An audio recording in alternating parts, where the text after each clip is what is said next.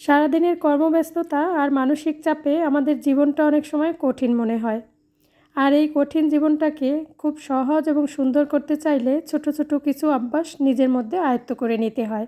আজকের ভিডিওতে তেমনই কিছু টিপস শেয়ার করব। আসসালামু আলাইকুম, সবাইকে স্বাগত জানাই নতুন একটি ভিডিওতে। কেমন আছেন সবাই? আশা করছি যে যেখান থেকে দেখছেন সবাই খুব ভালো আছেন, সুস্থ আছেন এবং নিরাপদে আছেন। সবাই ভালো থাকুন, সুস্থ থাকুন, এই কামনায় আজকের ভিডিও শুরু করছি। আজকের সকালের ওয়েদারটা ছিল রোদ জলমলে। আর এখন তো বর্ষাকাল, কখনো রোদ কখনো বৃষ্টি এভাবেই চলছে। আমার কাছে মনে হয় আমাদের জীবনটাও এমনই, কখনো মেঘ আবার কখনো বৃষ্টি কখনো রোদ। সবসময় নিজেকে কাজের মধ্যে ডুবে রাখবো সেটা কিন্তু না, মাঝে মাঝে একটু নিজের ভালো লাগার কিছু কাজ করা, একটু বাইরে ঘুরতে যাওয়া, নিজের জন্য একটু সময় বের করা, এগুলো কিন্তু অবশ্যই করা উচিত। জীবনকে সুন্দর এবং সহজ করার প্রথম টিপস হচ্ছে নিজের সাথে সময় কাটানো। নিজের জন্য কিছু সময় বের করা জীবনে পরিবর্তন আনার ক্ষেত্রে বেশ গুরুত্বপূর্ণ। কিছু সময় নিজের পছন্দের কাজ করলে বা প্রকৃতির মাঝে ঘুরতে গেলে মানসিক চাপ অনেকটাই কমে যায়। দ্বিতীয় টিপস হচ্ছে কৃতজ্ঞতা প্রকাশ করা। প্রতিদিনের ছোট ছোট কিছু প্রাপ্তির জন্য নিজেকে এবং সৃষ্টিকর্তাকে ধন্যবাদ জানানো উচিত।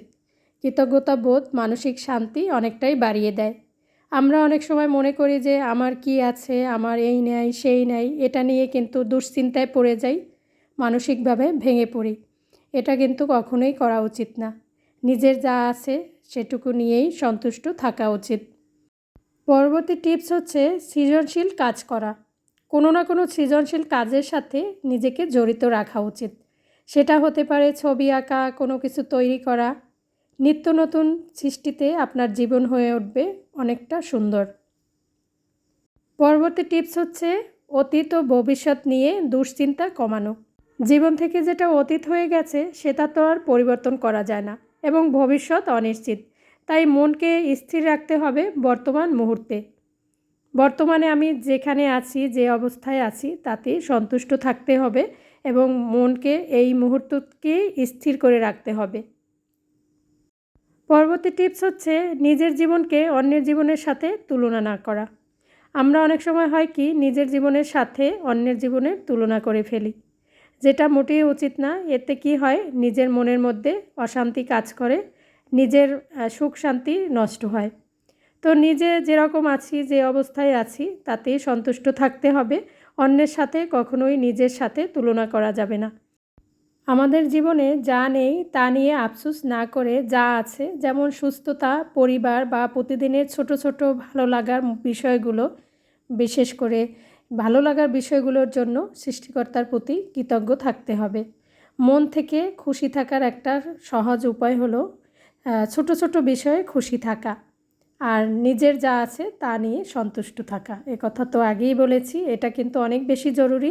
আমরা অনেক সময় অন্যের সাথে নিজের তুলনা করে দেখা যায় কি নিজের মধ্যে অশান্তি কাজ করে বা নিজের অনেকটাই দুশ্চিন্তা চলে আসে নিজের মধ্যে, যে আমার তো এটা নেই সেটা নেই, অন্যের অনেক কিছু আছে। এগুলো আসলে ভাবনা চিন্তার মধ্যে রাখাই উচিত না। এগুলো কিন্তু আমাদের জীবনকে অনেক বেশি খারাপ পরিস্থিতির মধ্যে নিয়ে যায়, আমাদেরকে অনেক বেশি চিন্তাযুক্ত করে ফেলে। আমরা অনেক সময় প্রতিবেশীর সাথে তুলনা করি যে তার এটা আছে সেটা আছে, আত্মীয় স্বজনের সাথে তুলনা করি যে তার এটা আছে সেটা আছে, আমার তো এটা নেই সেটা নেই। এই জিনিসটা কিন্তু আমাদের মধ্যে অনেক বেশি দুশ্চিন্তা তৈরি করে দেয়। একটা পর্যায়ে মানসিকভাবে অস্থিরতা কাজ করে প্রতিটা মুহূর্তে। তো এই বিষয়টা কিন্তু অনেক বেশি জরুরি যে অন্যের সাথে নিজের কখনোই তুলনা করা উচিত না এবং নিজের জীবনে যা নেই সেটা নিয়ে আফসোস না করা। নিজের ছোট ছোট প্রাপ্তির মধ্যেই আনন্দ খুঁজে নেওয়ার চেষ্টা করতে হয়। এতে করে জীবনটা অনেক বেশি সুন্দর হয়, অনেক বেশি সহজ হয়। তারপরে আরেকটা জিনিস, আমরা অতিরিক্ত চিন্তা করে ফেলি। অতিরিক্ত নেতিবাচক চিন্তা আমাদের মধ্যে থেকে যায় যে ভবিষ্যতে কী হবে না হবে এটা নিয়ে অতিরিক্ত চিন্তা করে থাকি। আর এই ভবিষ্যতের চিন্তা থেকেই কিন্তু নিজের মানসিক অবস্থা অনেক বেশি খারাপ হয়ে যায়, যেটা কিনা মোটেই করা উচিত না। সবসময়ের জন্য ইতিবাচক চিন্তা নিজের জীবনে রাখা উচিত। ইতিবাচক চিন্তা আপনার জীবনকে অনেকখানি সহজ করে দেয়। জীবনকে সহজ এবং সুন্দর করতে আরেকটা গুরুত্বপূর্ণ বিষয় হচ্ছে নিজেকে না বলতে শেখানো। অনেকেই আছি আমরা সবাইকে খুশি করতে গিয়ে নিজের উপর অতিরিক্ত চাপ নিয়ে ফেলি, যে কাজটি আপনার পক্ষে করা সম্ভব নয় বা যা আপনার মানসিক শান্তি নষ্ট করে। তাকে বিনীতভাবে না বলতে শিখুন। নিজের সীমানা বজায় রাখাটা খুব বেশি জরুরি। আমরা অন্যকে অনেক বেশি খুশি করার চেষ্টা করি অনেক সময়, যেটা কিনা আমাদের মানসিক চাপ নিয়ে আসে আমাদের মধ্যে। অন্যকে খুশি করা যায় না, কোনো মতেই সম্ভব না। দেখবেন যে আপনি যতই করবেন অন্যকে খুশি করতে পারবেন না। তাই অন্যকে খুশি করার চিন্তা বাদ দিতে হবে। আরেকটা বিষয় হচ্ছে সময় নিয়ে চিন্তা করা, যে আমরা এখন যে পরিস্থিতিতে আছি এটা নিয়ে খুব বেশি দুশ্চিন্তায় থাকি। আমরা অনেক সময় খুব খারাপ পরিস্থিতির মধ্য দিয়ে যাই। তো এই খারাপ পরিস্থিতির সময়ে কিন্তু দেখা যায় অনেক বেশি ভেঙে পড়ি। সময় সব কিছুই ধুয়ে মুছে দেয়। পরিস্থিতি যত খারাপ বা ভালোই হোক না কেন, সময়ের সাথে সাথে তা পরিবর্তিত হয়। আপনার কর্তব্য শুধু উদ্দীপনা ধরে রেখে পরিস্থিতির মোকাবেলা করা। আমরা যখন কঠিন পরিস্থিতির মধ্য দিয়ে যাই তখন অবশ্যই ধৈর্য ধরে কঠিন সময়ের মোকাবেলা করতে হয়, কঠিন পরিস্থিতির মোকাবেলা করতে হয়। এই শক্তিটা নিজের মধ্যে ধরে রাখতে হয় যে সময় যতই খারাপ হোক একদিন সময় পরিবর্তন হবে। এই বিষয়টা নিজের মানসিক চাপকে অনেক বেশি উন্নত করে। তো এজন্যই বলি যে সময় সব কিছুই ধুয়ে মুছে দেয়। পরিস্থিতি যত খারাপ বা ভালোই হোক না কেন, সময়ের সাথে সাথে তা পরিবর্তন হয়। তাই যে পরিস্থিতিতেই থাকি না কেন, বিশেষ করে খারাপ পরিস্থিতির মধ্য দিয়ে যখন যাই তখন এই পরিস্থিতির মোকাবেলা করতে হবে ধৈর্যের সাথে। আমরা অনেক সময় একটা বিষয় নিয়ে ভাবি যে অন্যরা কী ভাববে, অন্যরা কী বলবে। অন্যরা কী বলবে বা ভাববে সেটা কিন্তু কিছু যায় আসে না তাতে। অন্যের প্রশংসাকে অনুপ্রেরণা হিসেবে কাজে লাগান আর সমালোচনাগুলোকে মেনে নেওয়ার চেষ্টা করুন। সমালোচনা কিন্তু নিজের ভুলগুলোকে শুধরানোর সুযোগ করে দেয়। তাই অন্যরা কী ভাবছে সেটা নিয়ে নিজের মধ্যে এত বেশি চিন্তা করার কোনো দরকার নেই। আমি যে কাজ করি না কেন আমার কাজের মধ্যে আমাকে ফোকাস দিতে হবে। অন্যরা কী বলছে, কী ভাবছে এইটা নিয়ে যদি পড়ে থাকি তাহলে কিন্তু নিজের কাজ নিয়ে সামনে এগোনো সম্ভব না। দেখা যাবে কি সেটা দিয়ে জীবনটা অনেক বেশি অস্থিরতার মধ্য দিয়ে চলে।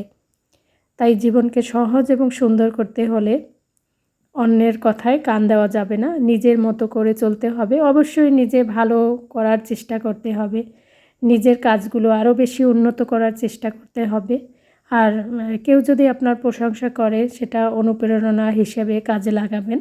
আর সমালোচনা করলে সেটাও মেনে নেওয়া উচিত, কারণ সমালোচনা থেকে কিন্তু নিজের ভুলগুলো শুধরানোর সুযোগ পাওয়া যায়। সত্যি কথা বলতে জীবনটা খুব সহজ নয়, তারপরও জীবন অনেক সুন্দর। এই কথাটা বিশ্বাস করে সামনে এগিয়ে যেতে হয়। তো বন্ধুরা, আপনাদের সাথে অনেকগুলো টিপস শেয়ার করেছি জীবনকে সহজ এবং সুন্দর করার। জানি না আপনাদের কাছে কেমন লাগছে। আমার কথা ও কাজে ভুল ত্রুটি হয়ে থাকলে অবশ্যই ক্ষমা সুন্দর দৃষ্টিতে দেখবেন আশা করি। আর যদি ভিডিওর কোনো অংশ একটু ভালো লেগে যায় তাহলে একটি লাইক দিয়ে দিতে পারেন, কারণ আপনার একটি লাইক আমার কাছে অনেক বেশি মূল্যবান। আর আজকে যারা প্রথম আমার ভিডিও দেখছেন, যদি একটু ভালো লেগে যায় তাহলে চ্যানেলটিকে সাবস্ক্রাইব করে রাখতে পারেন। আর যারা অলরেডি আমার চ্যানেলটিকে সাবস্ক্রাইব করে রেখেছেন, সবসময় আমাকে সুন্দর সুন্দর কমেন্ট করে নতুন একটি ভিডিও বানাতে উৎসাহিত করছেন, তাদের প্রতি আমি অনেক অনেক কৃতজ্ঞ। অনেক অনেক ভালোবাসা ও দোয়া তাদের জন্য রইল। তো বন্ধুরা, জীবনকে সহজ এবং সুন্দর করতে চাইলে আরেকটি গুরুত্বপূর্ণ টিপস শেয়ার করছি, সেটা হচ্ছে নিজের স্বাস্থ্য ভালো রাখা। কথায় বলে স্বাস্থ্যই সকল সুখের মূল। এই কথাটা কিন্তু নতুন করে কিছু বলার নেই। জীবনকে সুন্দর করতে চাইলে, সমৃদ্ধ করতে চাইলে নিজের স্বাস্থ্যের প্রতি অবশ্যই নজর দিতে হবে। সুষম খাদ্য খাওয়া, নিয়মিত ব্যায়াম করা, পর্যাপ্ত পরিমাণে ঘুম, এগুলো কিন্তু নিজের শরীরকে সুস্থ রাখার জন্য অপরিহার্য এবং গুরুত্বপূর্ণ বিষয়। তো বন্ধুরা, আজকের ভিডিওতে আমি সকালের কিছু কাজ শেয়ার করেছি। তো এখানে একটু আমসত্ত্ব তৈরি করছি। আমার ছেলে কয়দিন ধরেই বলছিল একটু আমসত্ত্বা বানানোর জন্য। তো এগুলো বানাতে তো একটু এক্সট্রা সময় দরকার হয়। তো সকালবেলা তাড়াতাড়ি করে সব কাজ গুছিয়ে নিয়ে তারপরে কিন্তু আমি এই আমসত্ত্ব তৈরি করে নিচ্ছি। তো এই ধরনের খাবারগুলো তৈরি করতে আমার কাছে অনেক ভালো লাগে। তবে একটু সময় দিতে হয়। দেখা যায় কি তাড়াহুড়ো করে এই ধরনের কাজগুলো করলে এই কাজগুলো কিন্তু ভালো হয় না। তো কিছু পাকা আম ছিল যেগুলো একটু মিষ্টি কম। তো ভাবছি যে ছেলে যেহেতু এই আমসত্ত্ব খেতে চেয়েছে আজকে বানিয়ে দিই। তো এখানে আমি সামান্য একটু চিনি দিয়েছি, সাথে একটু লবণ আর হলো মরিচের গুঁড়া। একটু টক ঝাল মিষ্টি হলেই খেতে ভালো লাগে এই আমসত্ত্ব। আমরা যখন ছোট ছিলাম আমাদের বাড়িতে অনেক আম গাছ ছিল। তো আমার মাকে দেখতাম এই ধরনের আমসত্ত্ব বানিয়ে রাখতো প্রতি বছর অনেকগুলো করে, আর আমরা আমসত্ত্ব খেতে অনেক পছন্দ করতাম। তো বাড়ির গাছের আম তো একটু টক মিষ্টি হয়, আর সেইগুলো দিয়ে আমসত্ত্ব বানালে বেশি টেস্টি হয়। আর এই যে আম এগুলো কিন্তু মিষ্টি টাইপের, একটু একটু টক টক আমসত্ত্ব হলেই খেতে বেশি ভালো লাগে। তো যাই হোক আমি যেহেতু একটু পাকা আম দিয়ে বানিয়েছি, এটা একটু মিষ্টি মিষ্টিই ছিল, সাথে কিন্তু অল্প একটু চিনিও দিয়েছি যেহেতু আমগুলো খুব বেশি মিষ্টি না, কড়া মিষ্টি না। তো তারপরে রোদে শুকাতে দিয়েছি ছাদে। তো 2 দিন শুকানোর পরে এই যে আমার আমসত্ত্ব হয়েছে এরকম। আমসত্ত্বগুলো দেখতে কিন্তু অনেক সুন্দর হয়েছে আর খেতেও বেশ ভালো ছিল। আমার ছেলে তো অনেক মজা করে খেয়েছে, যেহেতু ও খেতে চেয়েছে ওর জন্য বানিয়েছি। আমার বানানো সার্থক হয়েছে। সত্যি কথা বলতে কি মায়েরা কিন্তু এমনই হয়, সন্তান যখন কিছু খেতে চায় তখন যত ব্যস্ততাই থাকুক না কেন বা শরীর খারাপ থাকুক না কেন, তার জন্য সেই খাবারটা তৈরি করে না দিতে পারলে কিন্তু অস্থির লাগে। আর যত ব্যস্ততাই থাকুক তার জন্য সেই খাবারটা তৈরি করে দিতে পারলে অনেক বেশি ভালো লাগে। তো সেটাই আর কি। এই তো আজকে এখানেই বিদায় নিচ্ছি। সবাই ভালো থাকবেন। আল্লাহ হাফেজ।